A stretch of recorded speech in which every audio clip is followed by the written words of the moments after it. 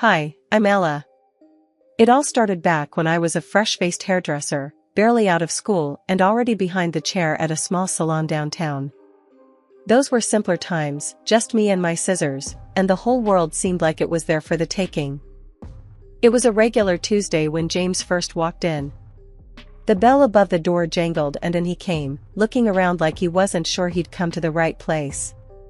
His hair was a mess, a wave of thick curls that looked like they fought comb and scissors equally.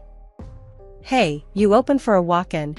he asked, his voice unsure over the buzz of hairdryers and chit-chat. "Sure thing, take a seat," I said, pointing to my chair. He sat down, and I threw the cape over him, snapping it at the back a bit tighter than necessary. "What are we doing today?" "Just, make it look like I ain't been dragged through a hedge backwards," he joked, half smiling in the mirror. I laughed, picking up my scissors. "I reckon I can do that." As I worked, we started talking. Turns out, we both had a thing for old-school rock bands and hated modern pop. "Can't stand that electronic stuff they play everywhere now," he grumbled. "Tell me about it. Give me some Zeppelin or Floyd any day," I replied, snipping away. "Exactly," he said, and just like that, it was like we'd known each other for years. We talked about everything under the sun, books, movies, you name it. By the time I was done, his hair looked 100 times better, and there was something in his smile that told me this wouldn't be the last I'd see of him. He came back every other week for a trim, always timing his visits so it'd be my chair he'd end up in. We started grabbing coffee after my shifts, and those coffees turned into dinners, and well, you know how it goes. A year later, we were married. Nothing fancy, just us and our families in the backyard of his folks' place. We were so broke back then that our honeymoon was 3 days in a lakeside cabin that smelled like mildew and old fish. But we didn't care, we were on top of the world. Then along came Michael, our little bundle of joy. Having him was tough at first, what with money being tight and me trying to juggle motherhood with work. But we made it through, mostly because James was right there with me, taking on night feeds and diaper changes without a single complaint.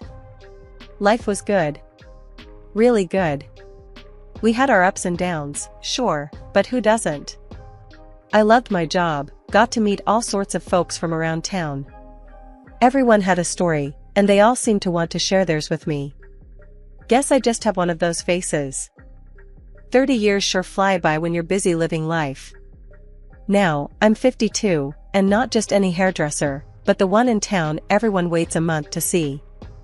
James climbed his way up too, now he's the big boss at his company. We've got ourselves a beautiful house that's a bit too quiet now that it's just the two of us. Our son Michael, 29 and all grown up, lives in his own place across town.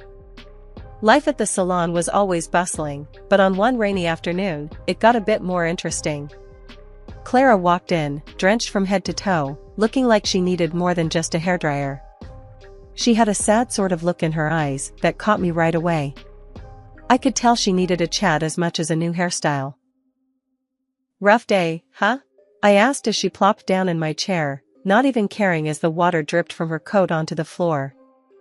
"You could say that," she sighed, taking off her soggy hat and revealing a mess of tangled, wet hair.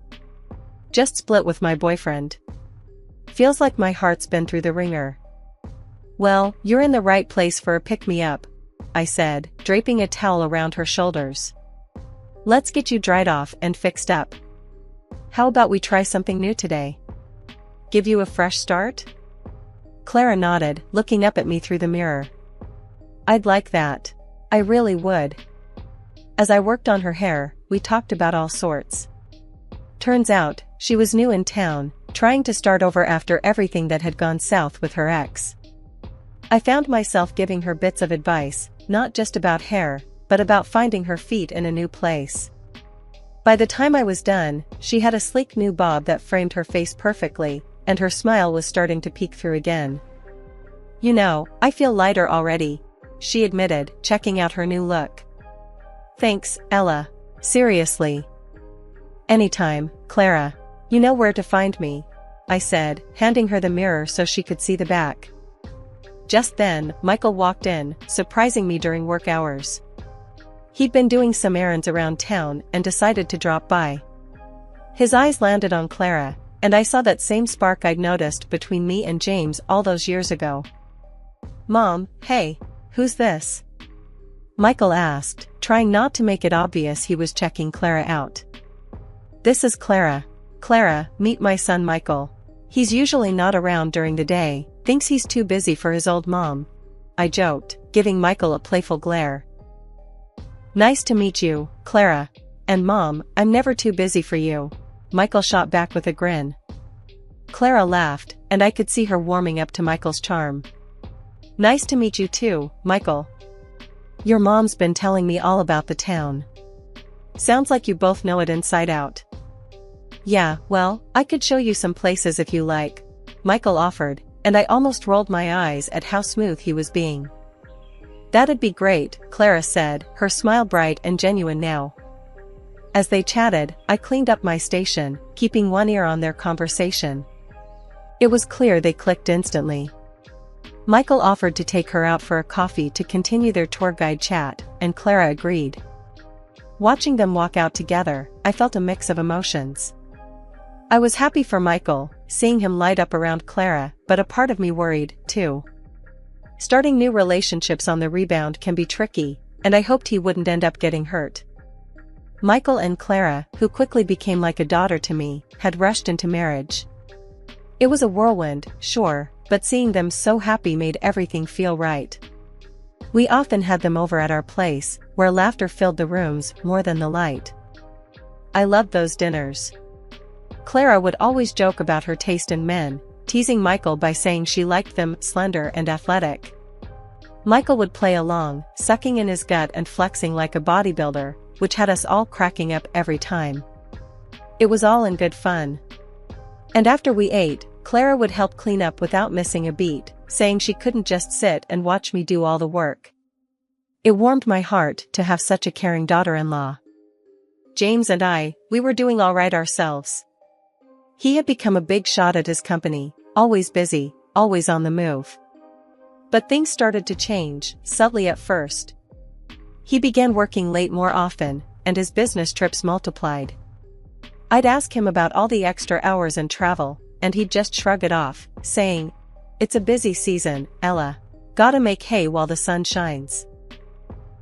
I couldn't argue with that, but it was his newfound love for the gym that really threw me for a loop. One morning, I found him digging out workout clothes from the back of our closet. "What's all this about?" I asked, watching him as he packed a gym bag. "Got to keep up with the young guys at work," he chuckled, zipping the bag shut. "Can't let them think I'm getting old." "That so?" I teased, leaning against the doorframe. "Well, look at you, Mr. Fitness." He flashed me a grin. "Who knows, maybe I'll get abs like Michael." I laughed, because the thought of James, who usually avoided physical exertion like it was the plague, suddenly turning into a gym buff, was too bizarre. But, I have to admit, part of me was glad. Glad he was taking care of himself.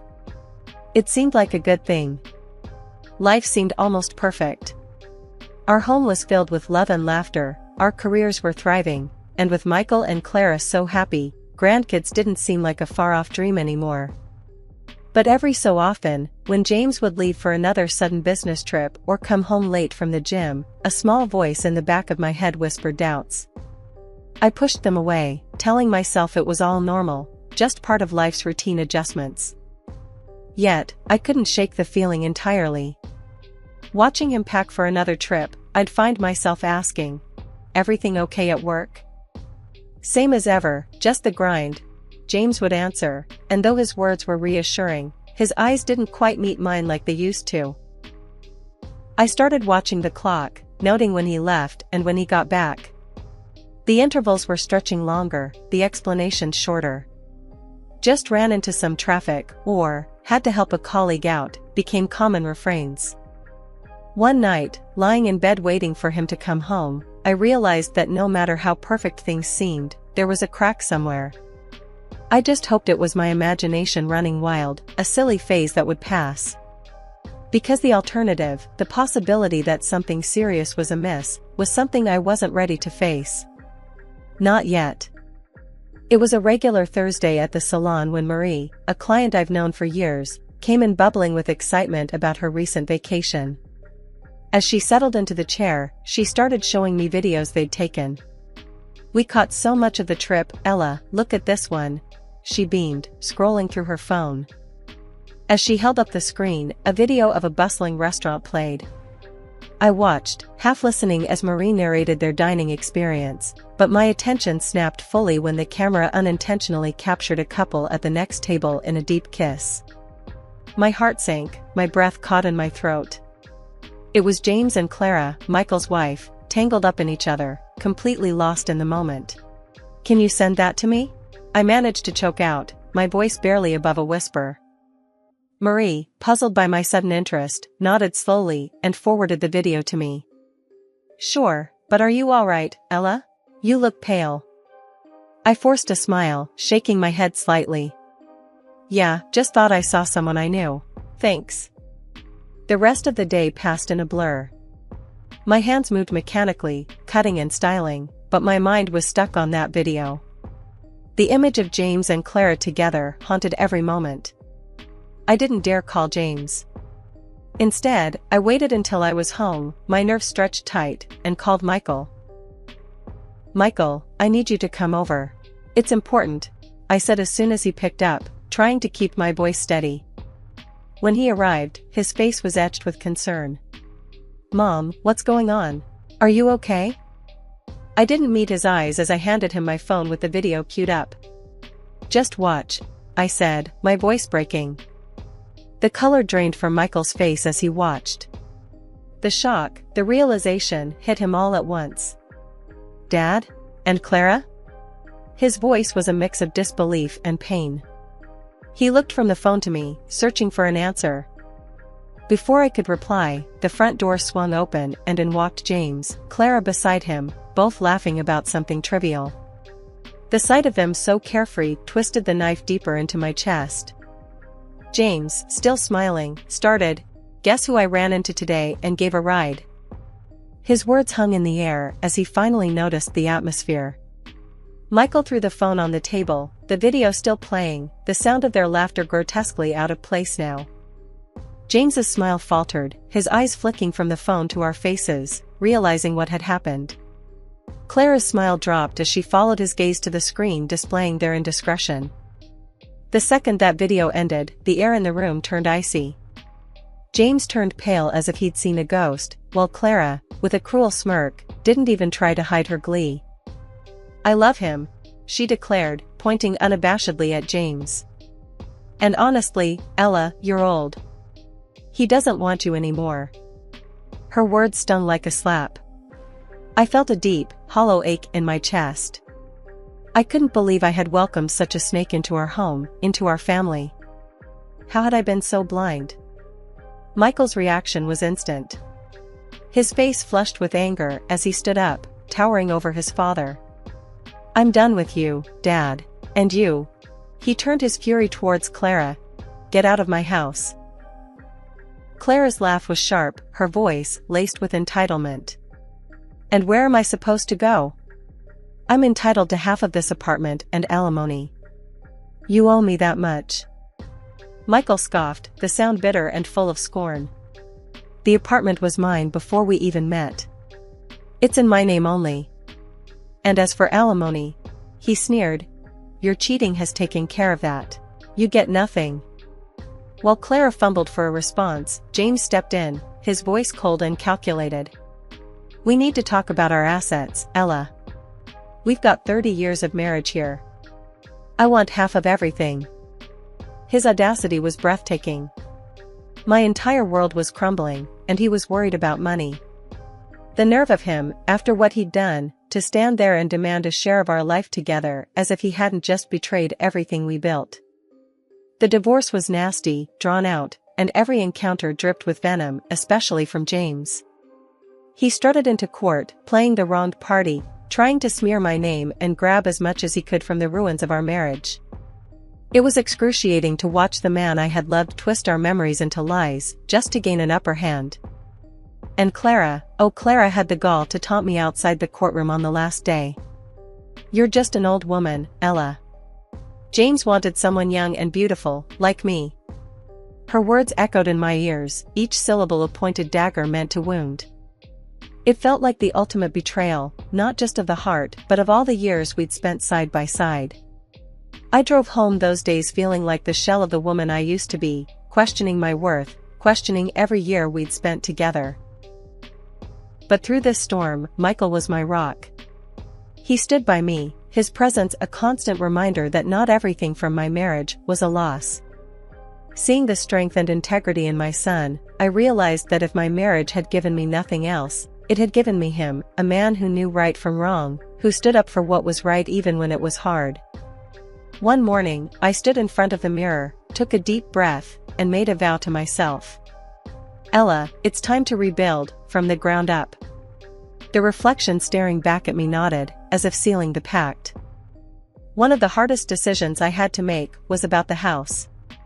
It was too full of memories, too big for just me. Plus, the settlement required that we sell it and split the proceeds. "Fresh start, Ella," I muttered to myself as I signed the papers at the real estate agent's office. "Trust me, you're making the right move," the agent, a kindly middle-aged man named Roger, assured me. "Something smaller, more manageable, it'll be good for you." He was right. I bought a cozy 2-bedroom apartment closer to the city center, perfect for one. The day I moved in, I felt a weight lift off my shoulders. As I unpacked boxes and arranged furniture, there was a sense of creating something new, something wholly mine. The next challenge was work. My career had always been a part of who I was, and I wasn't about to give that up. With the divorce settlement, I had some capital, and a fiery drive to not just continue, but to expand. I decided to open my own beauty salon. Finding the right location took time. I walked through countless potential spots, each time envisioning what could be. When I finally found the perfect place, a small but bright space on a busy street, I knew it was the one. "I can see it now," I told Michael, who had come along to give his approval. "Ella's Elegance, right there on the sign."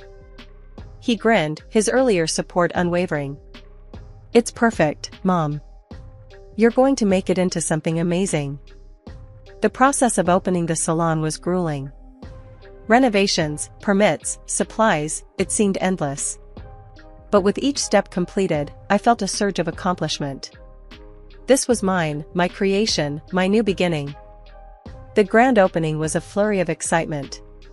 Friends, longtime clients, and even curious passers-by filled the space, their chatter and laughter breathing life into the once empty shop. 3 years have passed since the divorce, and looking back, I barely recognize the woman I was when this all started. My business has flourished, becoming more than I had dared to hope. The community's support has been overwhelming, and in return, I've done my best to give back, to create a space that's welcoming and warm. Michael got married again 2 years after the divorce. He met Lisa at a community event, and they hit it off right away. They've since had twins, a boy and a girl. Seeing him so happy, so fulfilled, it's given me a new kind of joy I didn't know I was missing. As I lock up the salon at night, the last of the sunset casting a warm glow through the front windows, I often pause and reflect. This journey, every up and down, every setback, and every victory, has reshaped me. I'm not the same person I was, and I'm grateful for it. In those moments, surrounded by the hum of dryers and the smell of shampoo, I realized I had found my way out of the darkness. The betrayal that had once threatened to break me had instead built me stronger, fiercer. One day, out of the blue, I received a call from James, my ex-husband. His voice was casual, as if we were old friends catching up, but his words were like a slap in the face. "Ella, I think it's only fair I get half of your beauty salon. It's doing well, and frankly, it was started with my money since I was the main breadwinner for so long." The nerve of him, after everything, to claim a piece of what I had built from scratch with my own money, post-divorce. I was seething, but I kept my cool. Okay, James, let's meet and talk about it, I said, plotting to turn the tables on him. After hanging up, I called Michael. He was furious when he heard and suggested we dig a little deeper into James's life now. Mom, let's see what he's really up to, he said, proposing to hire a private investigator. I agreed. It was time to uncover whatever James and that woman he left us for were hiding. We chose to meet in a crowded cafe downtown. I arrived early, spotted them from a distance, James, looking older but trying hard to appear youthful, beside his much younger wife, Clara, who was visibly pregnant. Sitting down, I braced myself for a tiresome charade. James wasted no time. Ella, thanks for coming. You know, with the baby on the way, Clara wants to start her own salon. We think a share of your business would be a good start for our family's future. Clara looked at me, smirking smugly as if she had already won this battle.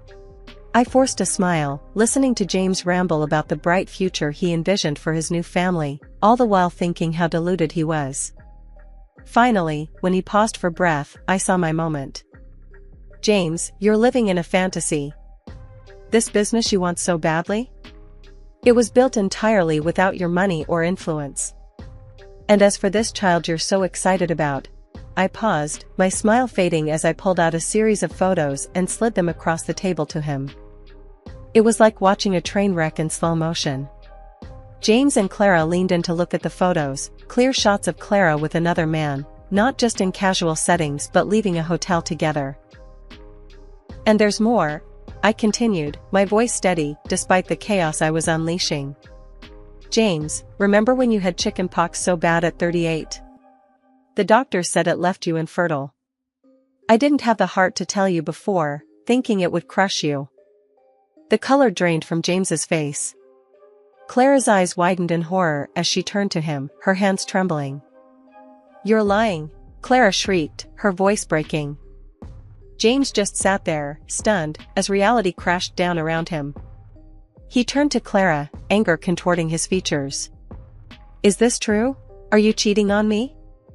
The cafe around us had gone silent, all eyes glued to our table.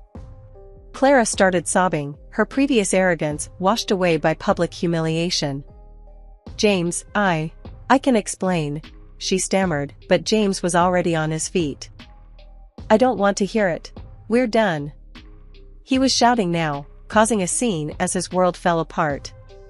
Get out of my life. I stood up, smoothing down my skirt. I think this meeting is over, I announced, my voice loud enough for the surrounding tables to hear. I want nothing more to do with either of you. As I walked away, the last thing I saw was Clara weeping and James yelling, the staff rushing over to intervene. I stepped out into the sunlight, feeling a weight lift off my shoulders. A few days later, I was at the salon, tidying up after a busy day.